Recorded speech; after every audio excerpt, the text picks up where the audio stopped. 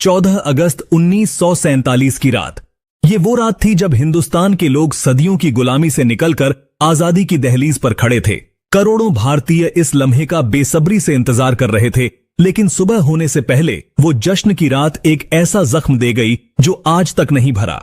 हमारे देश को अंग्रेजों की गुलामी से आजादी तो मिल गई थी, लेकिन जाते जाते अंग्रेज अखंड भारत में ऐसी ज्वाला भड़का गए जिसे 15 लाख मासूम लोगों के खून से बुझाया गया। अंग्रेजों ने अखंड भारत को दो टुकड़ों में बांट दिया, भारत और पाकिस्तान। जहां एक तरफ भारत में आजादी का जश्न मनाया जा रहा था, वहीं दूसरी तरफ खून की नदियां बह रही थी। लाखों लोग अपने घर, अपनी जमीन और अपनों को छोड़कर भाग रहे थे। दोस्तों, आज के इस वीडियो में हम आपको भारत के इतिहास में 77 साल पीछे ले जाएंगे और आजाद भारत की कुछ ऐसी तस्वीरें दिखाएंगे जिन्हें देख आपके रोंगटे खड़े हो जाएंगे और आपकी आंखों में आंसू आ जाएंगे। लेकिन आगे बढ़ने से पहले हमारी एक छोटी सी रिक्वेस्ट है कि हर भारतीय और पाकिस्तानी इस वीडियो को पूरा जरूर देखे।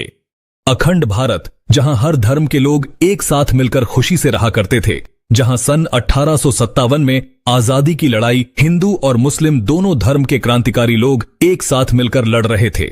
लेकिन अंग्रेजों की नीति थी डिवाइड एंड रूल, यानी फूट डालो और राज करो। हिंदू और मुस्लिम जो सदियों से साथ रहते थे, अंग्रेजों ने उनके बीच फूट डालने की कोशिश शुरू कर दी। जैसे हिंदुओं और मुस्लिमों को अलग अलग नौकरियां दी, उनके लिए अलग अलग स्कूल बनाए और धार्मिक मुद्दों को हवा दी। अंग्रेजों ने छोटी छोटी बातों को बढ़ा चढ़ाकर दोनों समुदायों में नफरत का बीज बो दिया था। वो हिंदुओं और मुस्लिमों को एक दूसरे के खिलाफ भड़काते रहे। धीरे धीरे ये नफरत इतनी गहरी हो गई कि बात बंटवारे तक पहुंच गई। लेकिन हैरानी की बात यह थी कि हिंदुस्तान के दो टुकड़े करने की जिम्मेदारी सिरिल रैडक्लिफ नाम के जिस ब्रिटिश जज को दी गई थी, भारत में रहना तो दूर, उसने कभी भारत का दौरा तक नहीं किया था। उन्हें सिर्फ 6 हफ्तों में यह तय करना था कि कौन सी जमीन भारत की होगी और कौन सी पाकिस्तान की। रैडक्लिफ ने नक्शे पर ऐसी लकीरें खींची थीं जिसने पंजाब और बंगाल को 2 हिस्सों में बांट दिया। ये लकीरें इतनी जल्दबाजी में खींची गई कि कई गांव, कस्बे और परिवार रातों रात बट गए। लोग सुबह उठे तो पता चला कि उनका घर भारत में है, लेकिन खेत पाकिस्तान में। जिन जगहों पर लोग पीढ़ियों से साथ रह रहे थे, एक ही दिन में वो हिंदुस्तानी से पाकिस्तानी बना दिए गए। ये फैसले ना जमीन को समझकर किए गए, ना लोगों से पूछकर। बस एक अंग्रेज की कलम चली और इतिहास हमेशा के लिए बदल गया। दोस्तों, आजादी के वक्त जब बंटवारा हुआ तो हिंदुस्तान में बारिश का मौसम था। नदियां उफान पर थीं। बाढ़ की वजह से किसानों की फसलें बर्बाद हो चुकी थीं। करीब 2 करोड़ लोग अपने घर छोड़कर इधर से उधर भाग रहे थे। जहां एक तरफ लाखों हिंदू पाकिस्तान से भारत की ओर पलायन कर रहे थे, वहीं दूसरी तरफ लाखों मुस्लिम भारत से पाकिस्तान की तरफ भाग रहे थे। इस वक्त अपनी स्क्रीन पर आप दिल्ली से लाहौर जाने वाली ट्रेन की वीडियो फुटेज देख रहे हैं। लोग ट्रेनों की छतों पर बैठकर सफर करने पर मजबूर थे और जिन्हें ट्रेन नहीं मिल रही थी, वो लोग ट्रकों में बैठकर पलायन कर रहे थे। कुछ लोग बैलगाड़ियों का सहारा ले रहे थे, तो कुछ परिवार साइकिल पर ही अपना जरूरत का सामान लादकर एक देश से दूसरे देश की तरफ दौड़े चले जा रहे थे।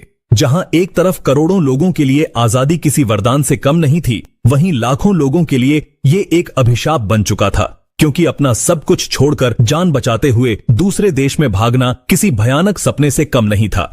हालांकि बंटवारे की ये दास्तान तो आजादी से कई साल पहले ही लिखी जा चुकी थी, क्योंकि अंग्रेजों ने देशवासियों में धर्म को लेकर ऐसा जहर भर दिया था, जिससे कई पॉलिटिकल लीडर्स ने तो धर्म के नाम पर ही अपनी पार्टीज बना ली थी। जैसे कि मुस्लिम लीग के चीफ मोहम्मद अली जिन्ना ने आजादी से कई साल पहले ही ये जिद पकड़ ली थी कि हिंदुस्तान में रहने वाले मुस्लिमों को एक अलग मुल्क दिया जाए, और उनकी इस जिद ने हिंदुस्तान के भाईचारे और संस्कृति को ऐसी गहरी चोट पहुंचाई जिसके निशान आज भी देखने को मिलते हैं।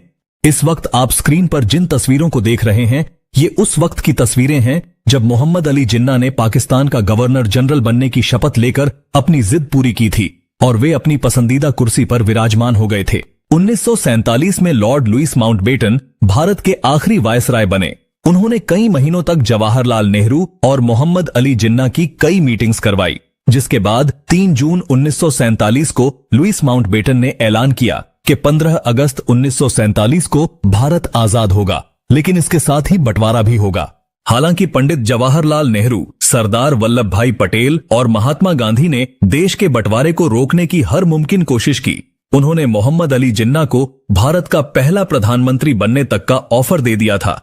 कई इतिहासकार बताते हैं कि बंटवारे की खबर से पंडित जी को बहुत बड़ा झटका लगा था।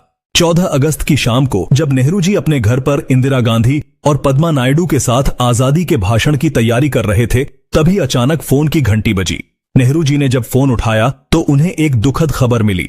लाहौर के नए प्रशासन ने हिंदू और सिखों के इलाकों की पानी की सप्लाई काट दी थी, जिसकी वजह से लोग अपने घरों में प्यासे तड़प रहे थे और अगर कोई पानी लेने बाहर निकलता तो उसे मार दिया जाता। देखते ही देखते हिंसा की आग भड़क उठी, जिसने पूरे हिंदुस्तान को अपनी चपेट में ले लिया। पंजाब और बंगाल में सबसे ज्यादा दंगे हुए, लोग एक दूसरे के खून के प्यासे हो गए थे। ये खबर सुनकर नेहरू का चेहरा लाल हो गया, उनकी आंखों में आंसू थे, लेकिन फिर उन्होंने हिम्मत जुटाई और अपने आप को संभालते हुए 14 अगस्त की रात 11:55 पर नेहरू जी संसद के सेंट्रल हॉल में भाषण देना शुरू करते हैं। पंडित जी का यह भाषण सुनने के बाद महात्मा गांधी के नाम का नारा लगाते हुए देशवासियों ने आजादी का शंखनाद बजाया था। लेकिन करोड़ों देशवासियों को क्या पता था कि कुछ इलाकों में देश के लोग इस आजादी की बहुत बड़ी कीमत चुका रहे हैं। इस वक्त आप अपनी स्क्रीन पर जो वीडियो फुटेज देख रहे हैं, ये भारत और पाकिस्तान के रिफ्यूजी कैंप्स की कुछ दुर्लभ वीडियोज हैं। कैसे छोटे छोटे बच्चे नल के आगे एक बाल्टी पानी भरने के लिए लाइन में लगे हुए हैं, जिन्हें उठाकर काफी देर तक चलने के बाद ये उन रिफ्यूजी कैंप्स में पहुंचते हैं, जहां इनके रहने के लिए छत तक नहीं है, बस छांव के लिए कुछ फटे हुए टेंट और पेड़ हैं, जहां बैठने की जगह इतनी कम है कि लोग कड़कती धूप में तपती हुई जमीन पर बैठकर अपनी हड्डियों को जला रहे हैं। कुछ बच्चों के पास तो पहनने के लिए कपड़े तक नहीं है। 2 दिन पहले सुख शांति से जीवन व्यतीत करने वाले लोग आज शरणार्थी बन चुके हैं। महिलाएं हाथ जोड़कर अपने परिवार के लिए खाना और रहने की मांग कर रही हैं। भूख की वजह से तड़पते हुए बच्चों का शरीर कुपोषित हो चुका है, लेकिन फिर भी लाखों लोग अपना घर छोड़कर बिना किसी मंजिल के आगे बढ़ते जा रहे हैं। इस ट्रेन के हालात देखिए, जिसमें लोग खिड़की पर लटक कर अपनी जान को जोखिम में डालने से भी पीछे नहीं हट रहे हैं, क्योंकि इन्हें किसी भी तरह पाकिस्तान से भारत पहुंचना है। ये तस्वीरें लाहौर की हैं, जहां लोग ट्रेन की पटरियों के पास बैठकर ही खाना पका रहे हैं, ताकि जब ट्रेन आए तो ये लोग जल्दी से ट्रेन में सवार हो सकें। यहां खड़ी इस ट्रेन के न सिर्फ ऊपर बल्कि 2 डिब्बों के बीच खाली जगह पर भी लोग खचाखच भरे हुए हैं, जिनके हाथों में अपना कुछ टूटा फूटा सामान और दिल में जिंदा रहने की उम्मीद है। असल में उस वक्त जो कुछ भी हुआ था, उसके बारे में सोचकर ही रूह कांप जाती है। दोस्तों, इस फुटेज को देखकर आपकी आंखों में भी आंसू आ जाएंगे। दरअसल ये बेचारे वो लोग हैं जो उस वक्त भूख के कारण तड़प तड़प कर मर गए थे। हाथ में थाली लिए रिफ्यूजी कैंप में हमारे देशवासी पेट भर खाने के लिए लंबी लाइनों में लगे हुए थे, और जब उन्हें खाना मिल रहा था तो उनके चेहरों पर ऐसी मुस्कुराहट दिख रही थी जैसे उन्हें जिंदगी मिल गई हो। लेकिन फिर महात्मा गांधी, पंडित जवाहरलाल नेहरू, सरदार वल्लभ भाई पटेल, लाल बहादुर शास्त्री, डॉक्टर भीमराव अंबेडकर और कई महान नेताओं ने इतने मुश्किल हालातों में भी देश को संभाला, जिसकी बदौलत आज हम भारतीय ब्रिटेन से कई गुना आगे निकल चुके हैं। इस बंटवारे में करीब 2 करोड़ लोगों ने अपना देश छोड़ दिया था और करीब 10 से 15 लाख बेकसूर लोगों की जान चली गई। लेकिन अफसोस की बात यह है कि जिन ब्रिटिशर्स ने हम भारतीयों के साथ इतने घिनौने जुर्म किए, जो भारत के इतिहास में लाल अक्षरों से लिखे गए, लेकिन फिर भी उन्हें बारातियों की तरह विदा किया गया। 28 फरवरी 1948 के दिन जब अंग्रेजों की आखिरी टुकड़ी हमारा देश छोड़कर जा रही थी, तो उन्हें बैंड बाजे के साथ विदा किया गया था, जिसके बाद अंग्रेज मुंबई से अपनी बोट में सवार होकर बड़ी शान से ब्रिटेन का झंडा लहराते हुए हमेशा के लिए वापस लौट गए।